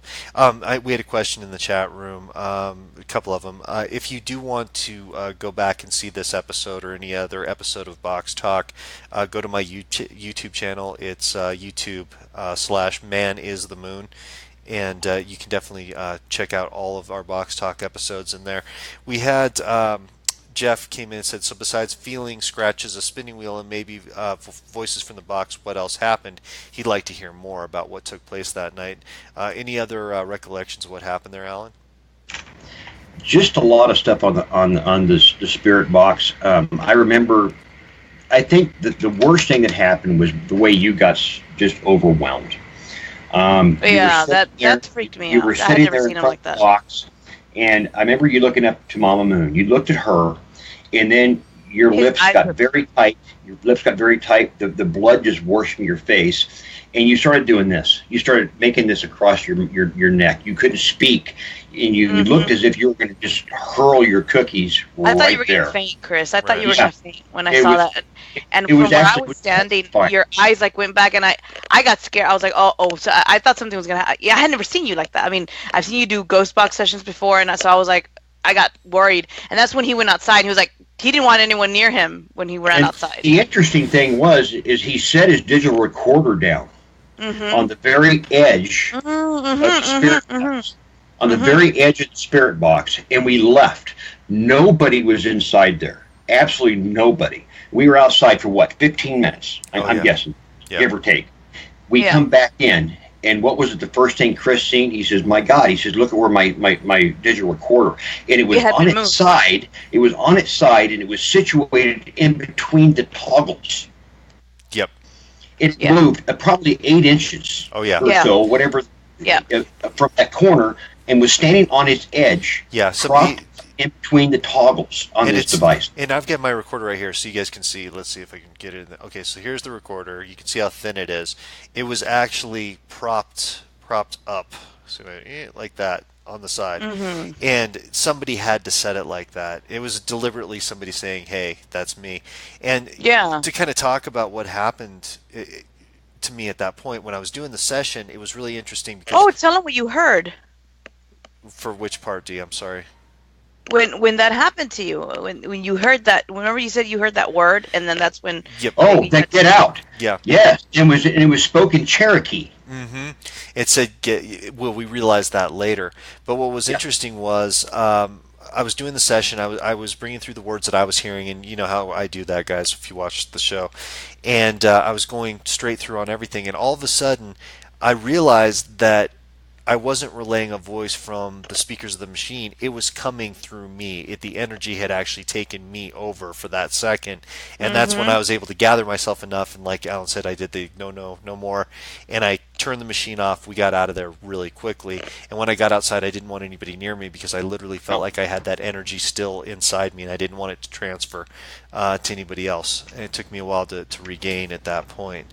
It was horrifying. It was actually horrifying to watch this fold. It And was. when that happened to you, when you we were outside, that's when after that happened to you, and we went outside, you were trying to just sort of, I guess, gather yourself and clear yourself. That's when I got scratched on the neck. We were outside, remember? Mm-hmm. Mm-hmm. That's We right. were outside. We were outside, and I remember saying, "Ow, ow, ow!" Like I felt something burning on the back of my neck, and we were all standing like in a circle. Chris, you were away, and when you heard that, you came over, Right. and I don't remember because I didn't pick. I think you picked my hair up, Mm-hmm. and you said, "Oh, Dee, you got scratched. You got." I remember, and then that's when you started recording. Yeah. And we did Yeah. get that footage with the phone as it happened, which was really intense, guys. Mm-hmm. Again, I hate to keep going back to the same case, but it reminded me a lot of the Sally House. It was that same type of intense, quick energy, but much more powerful, much more powerful. Really quickly, I had a couple of questions in here, not to get off subject. And again, guys, what we're talking about the Stagecoach Inn, Ida Grove, Iowa, 45 minutes outside of Omaha, Nebraska. We're holding an impromptu event there, 23rd and 24th of June. If you're interested, Dee will put the ticket link in for you guys. This is a place you definitely want to come investigate. If you're truly a paranormal investigator, if you're very interested in this stuff, this is the place you want to go. Might be the only opportunity that we ever have to go publicly go in and do an investigation in this property. Couple of things. Joni asked, and by the way, what recorder works best? I'm going to have the three of us give opinion on that one. One that I've always enjoyed, and I'm going to show my recorder again. There it is. It's always weird in the camera. It's the Olympus, the model that That's the one I have. yeah, I still use the WS700M. I know it's an older model, but I usually get my clearest results on it, and it's nice because it's got a USB jack that's retractable. You pop it in your computer, you get your stuff right there. I have mine in my purse, and my purse is not here. If not, I'd show it too. But mine is also the Olympus, but it's a newer one. Oh yeah. I just use. I basically use an Olympus. Also, it's an older model. There you go. I get great results out of it. I also have a cassette form of recorder that I sometimes use that activates when it hears sounds. So when I speak, you'll see the little light come on. You'll see the reels turn. When I stop speaking, it'll stop. And what's really cool about that recorder is if you're standing there still, sometimes you can watch the reels turn. Wow. And so, you can always go back over those areas real quick and see if you pick up any kind of EVPs. And sometimes I have. In fact, I have a very interesting one that I captured. Early on, investigating the Stagecoach Inn, and I should put this up somewhere so somebody can see it. I have a nephew that lives up there.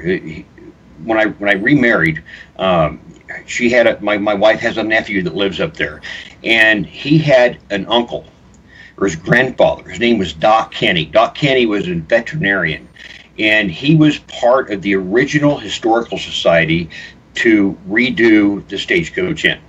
So I'm inside the Stagecoach Inn, and I said, you might know somebody that I know, if this is Doc Kenny. His name is Andy. Well, I reviewed that recording a couple hours later, used the Audacity, and I got to that point, and it says, you might know somebody that I may know, and before I can say Andy, you very clearly hear Andy. Wow. So what I did is I called Andy. I said, hey, buddy, I want you to come up here. I want you to listen to something. And so he comes into my office, and we're sitting there, and I said, now listen to this. And he gets to the point where it says Andy. And Andy looked at me with this very drawn look on his face, and he says, my God, he says, that was Grandpa. Wow. Now, I need to put that up so you guys can hear it, but it's clear as a bell. It says Andy. And I believe that was Doc Kenny. That is so awesome. That's really cool. That's really cool. Moon, I don't know if you want to answer or you want to address, because I don't know if you remember when you were in Iowa before I got up there. You had an experience at another location and you posted up on Facebook because people are asking, "Is this when he got possessed?" Oh, yeah. So, yeah. This was it was a different situation. It was an intense trip to Iowa this time around. I actually I was doing a private investigation for some of my friends and clients up in the Iowa City area. And just went in to do a standard ghost box session, private ghost box session. I've done dozens and dozens of times for them in the past, and something got a hold of me. We're not immune, guys. Mm-hmm. Something got a hold of me. I wasn't able to pull out of it, and thank God, the people that I was doing the readings for, the man was actually at the last stages of training to become a priest, so he knew all the things to say, all the things to do. But essentially, we were recording the entire thing, and I haven't still been able to go back and watch the entire thing. I watched a little clip of it, and it was terrifying to me. But I went out. I remember going black, hearing some things, and then I woke up with a rosary around my neck and a cross in my hand, and I had no memory of it whatsoever. And my mom was just about to the point of cardiac arrest by the time it was over with. So it was a really intense night. Very, very frightening stuff. So that says a lot about Iowa. As far as I'm concerned, I think, and getting off the stagecoach just for a moment, Iowa, I think, is overlooked. Iowa is like a melting pot of activity. Look at it this way. On the west, we have what? We have the Missouri River. Right. On the east, we have the Mississippi River. Mm-hmm. Iowa is very, very rich in quartz and minerals. We have ley lines. There's a ley line not 25 miles from the Stagecoach Inn. It's just like it was built like a huge battery to charge up this paranormal activity. It's just that you don't hear a lot about Iowa because Iowa is such a grounded type culture. Right. It's a lot of farm culture, a lot of I call it the Bible Belt. There's not a lot of people that are going to come forward and say, "Hey, I've got a Sally house in my backyard." Right. It's not like that. It's not like that here. It's very quiet and very subdued. There's a lot of activity in this state, a ton of it, and I have one of those locations, and it's called the Stagecoach Inn, and I'm not afraid to stick my neck out and say it's probably the most haunted location in Northwest Iowa. I would completely agree with you on that. And it's interesting you mentioned that again, not getting off the subject, but Iowa in general. Everybody, well, most people know my work with the Mason House Inn, which is down in the I guess it would be the most southeastern part of the state, and that sits right on the Des Moines River, and that is absolutely one of the most active. It's like Paranormal Disneyland. It's an amazing place. And when I first got there and started holding classes back in 2005, I literally had a room full of very, farm type of people that were sitting there staring at me like, is it really okay to be here? I just got home from church. Is this really something I should be doing? And once I got out there and was able to start talking to them about, spirit communication and how it's not evil and wrong, boy, the doors opened up, and I've been there. Yep. God, what, 12 years now? I've been going out and doing the location there. So, yeah, we really encourage people, and I put Iowa by far, guys. Two states that I know have the most activity that I've ever seen is Colorado and Iowa. For some reason, those two just have places that it's probably the ley lines. It's probably, like you said, the minerals, the water, all the different things that go along with it. But yeah, Iowa is definitely in my top 5 most haunted states. Yeah, and granted, the East Coast, granted, yeah, there's a lot of stuff goes on out there, but it's old. I mean, there's just naturally just a lot of places out there that you can name, on both hands, rapid fire, of haunted locations. There is. I agree with that.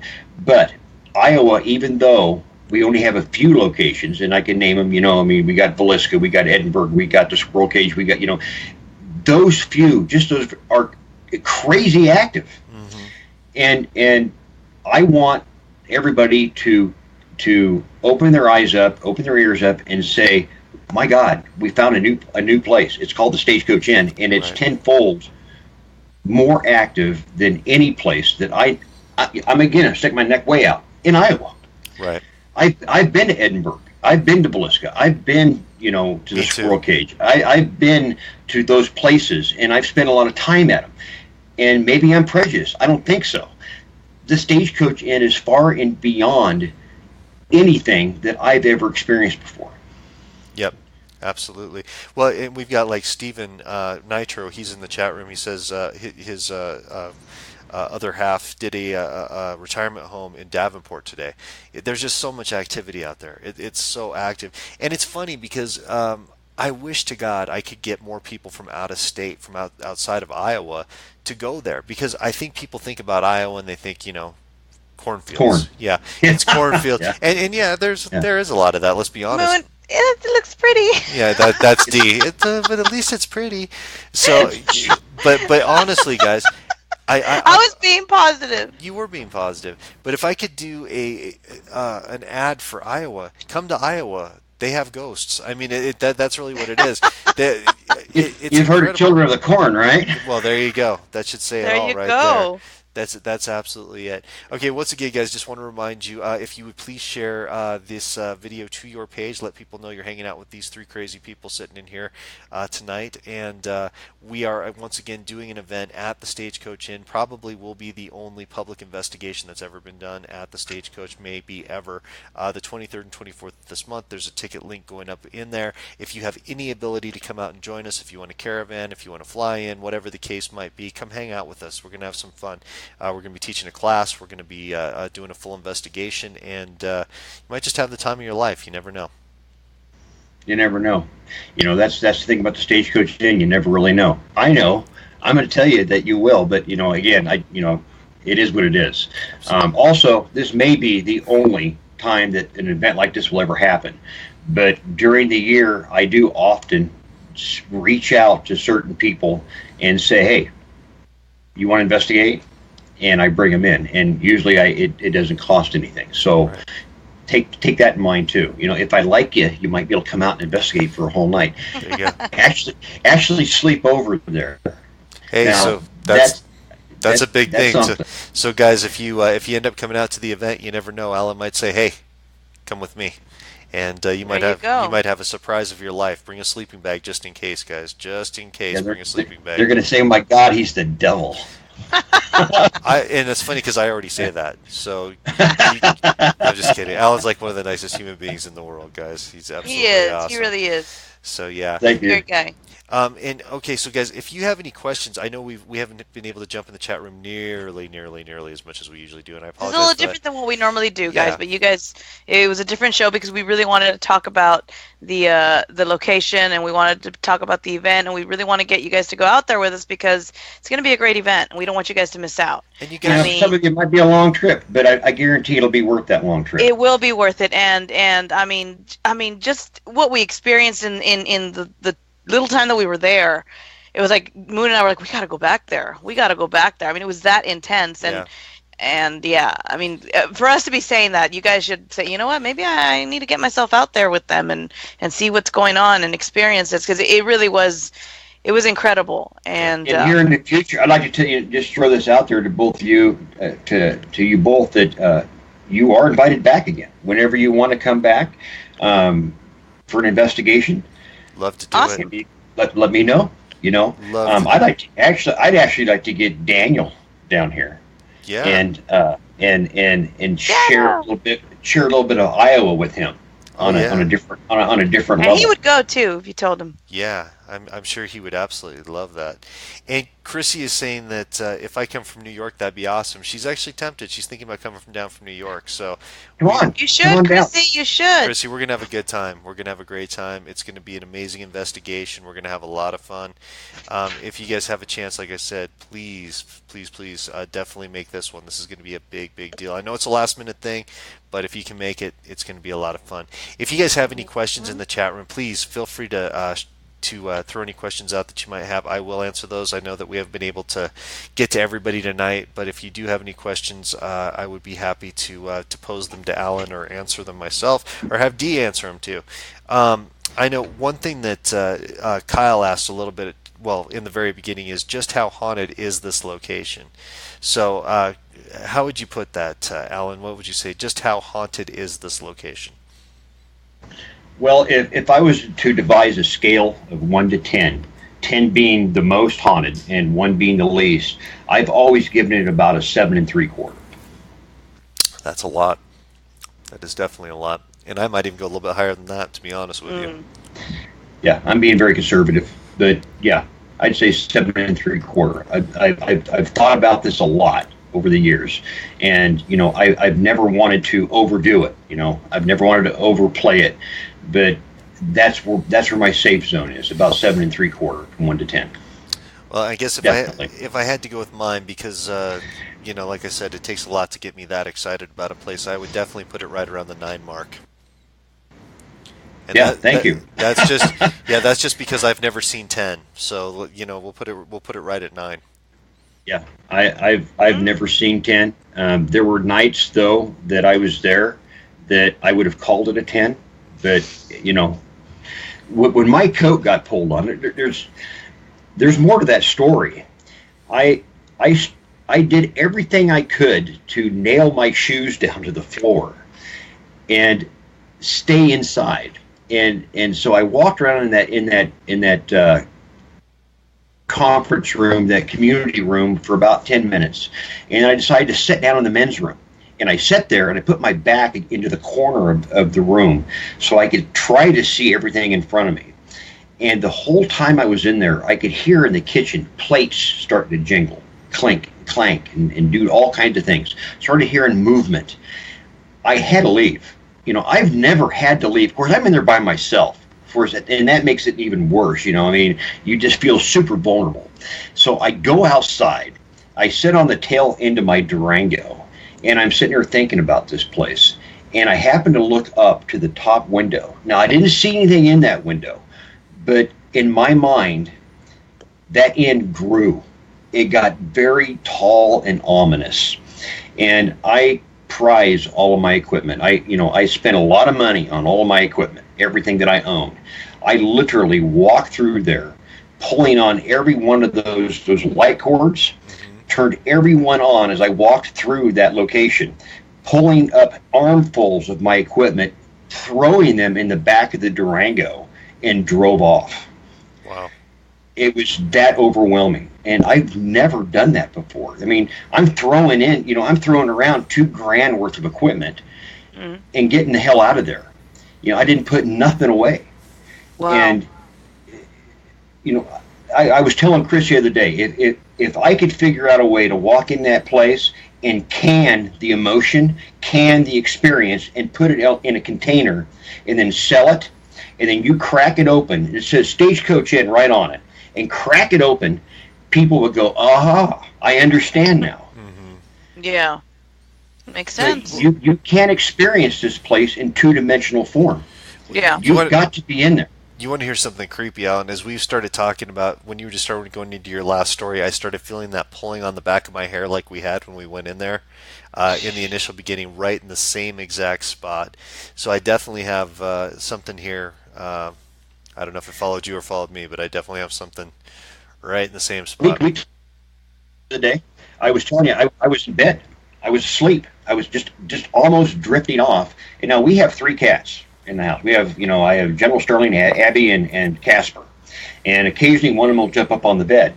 And I felt something walking, or the blankets, I guess, suppressing next to my leg. And I thought it was a cat. And I looked over my shoulder, and there was nothing there. Nothing there. And now this has happened about 5 times now since I've investigated Stagecoach Inn. Wow. There's nothing on the bed. I've felt it now at least 5 times, and you can, how the blankets will lay over you, lay over your legs, and you can feel something. If it gets real close to your leg, it suppresses the blanket, that pressure. Mm-hmm. That's what I was feeling on my legs or on my side. Wow. I actually felt something touching me on the forearm. It was like a single finger. It wasn't hard. In fact, I thought it was a cat's tail, but there was nothing there. There was nothing there, but something was slightly touching me on the arm. And this has all happened since I investigated the Stagecoach again. Oh, wow. Yeah, it's an amazing place. It's really amazing. I just wanted to read Jeff, who's in here. Sorry, I'm getting tugged on here. Sorry, guys. He's mentioned a couple times. He's skeptical. I wanted to say earlier he had mentioned something, and this is probably a good thing for Alan to talk about really quickly. He said that he's extremely skeptical about the boxes that are out there, and I know Alan was skeptical of the boxes, and I'm very skeptical of a lot of the boxes that are out there. But Alan, give your take on the box. I guess me and the box. That is 100% authentic. I'm the kind of guy, and you got to understand that. Bullshit talks and walks, man. I don't like bullshit in any stretch of the imagination. This thing is authentic. I've never been so overwhelmed and almost brought to tears. I was so happy that somebody was actually experiencing what I experienced as they did, and it was coming through that box. It was like this weight came off of me. As Chris said, I walked through that place before they showed up, and I said, "Please, show yourself to these people." And when that happened, it was almost like I just won the lottery. Mm. Yeah, this thing is it's the real deal. It works, and if you're a skeptic, I'll tell you what. I will bring you out here and let you sleep in that place by yourself. And you walk out of there and you tell me that you're not skeptical anymore. Amen. Yeah. Amen. I agree with you on that one. Sorry, guys. And Jeff was also saying something about a place that he lived. He wished he could divulge the locations. A shadow head would peek into a window every night and could be seen when facing that wall watching TV. We had to cover the window. It was 7 feet from the ground. Yeah, those kind of experiences, guys, those are the things that definitely make you a believer. Absolutely. I totally agree with you on that one. I've had a lot of people tell me that there's things like that there's things outside the inn that do occur. I called you and told you about the shadow that I seen after you guys left, right? Yeah, absolutely. And it was a dog. It was a black shadow of a dog. And I've often thought, was that maybe a wolf or a coyote? It could have been it was a dog. And before I called you, I went through all the motions. I said, okay, what was I looking at? I've been staring at this. I've been staring at that.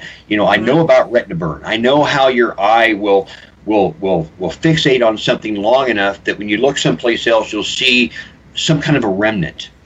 I experimented for over 10 minutes before I called you and said, I just seen something unusual. I could not. I tried my best to recreate that instant, and I could not do it.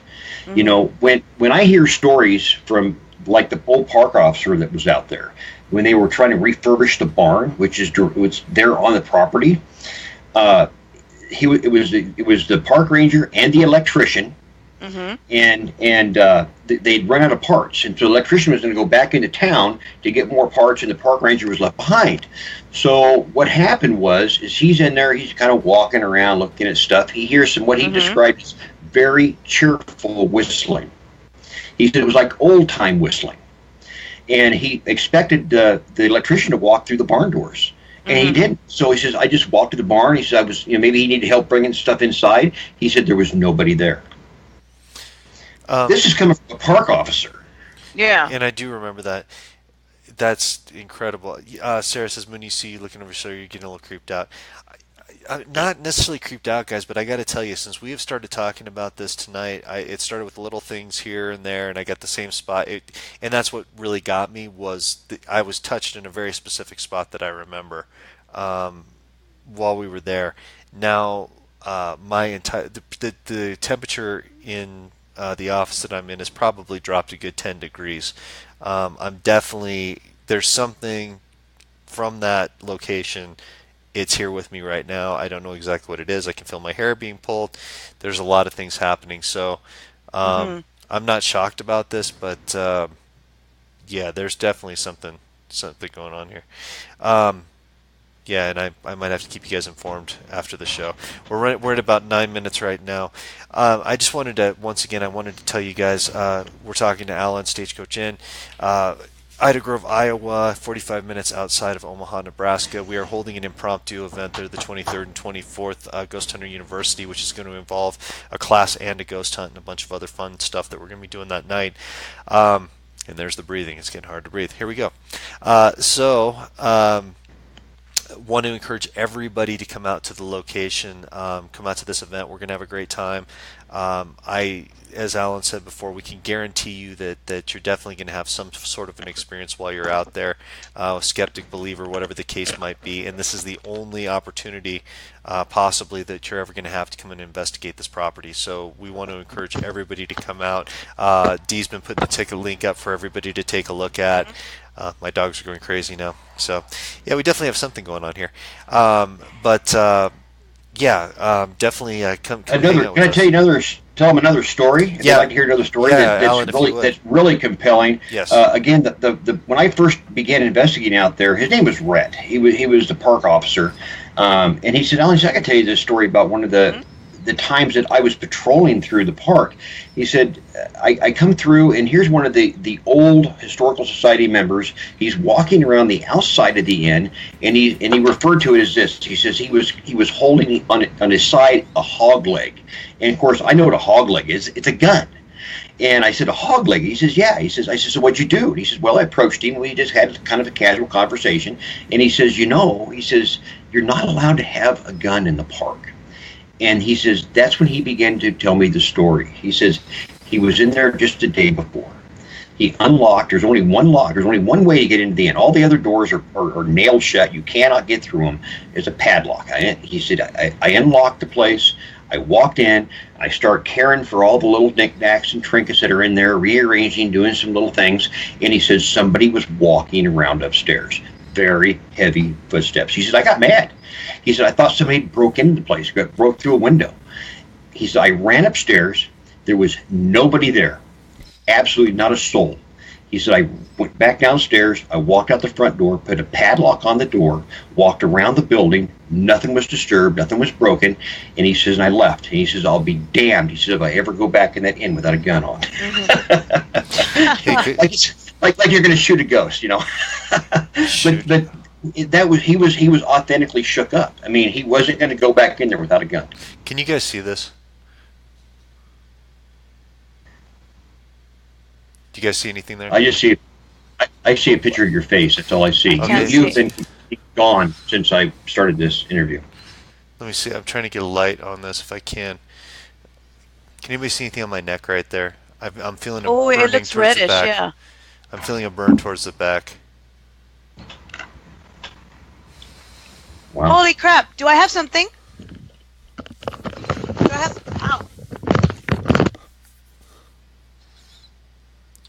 Yeah, Margaret, thank you. Um, Trying to see if Dee's got something going here, guys. I can't see for sure. I can't. I can't I tell for can't. sure. D, I can't tell for sure. You have to get, can you get somebody to take a picture? Do you have anybody there to take a picture, D? She's I got don't her think she can headset off. hear us. Yeah, I don't think she can hear us. I can't see, and it just flipped back. Hopefully D can. Yeah, that's definitely a burn of some kind on my neck. I'm sure on that. Yeah, it got really I can't hot. tell. It got really hot. Yeah. So it's gonna be. Welcome to my world. Yeah, it, it's You know, after we did this investigation, I suffered a lot of blowback for about 4 days. I can Truthfully, imagine. I can God is my definitely. witness. God is my witness. About 4 days. It was horrible. I came back. I did exactly the opposite of what I said I was going to do. I came back to the inn, and I'm going to continue to do so. You know, I mean, I'm going to do this event. And folks, this thing doesn't like me. Show up and watch it screw with me because it will. Yeah, You know, I can attest to that. I'm laughing about that, but it's nervous laughter. Believe me, it's Yeah. nervous laughter. You know, I don't like doing this. I really don't. You know, I would just as soon lock the door in this place and walk away and never see it again.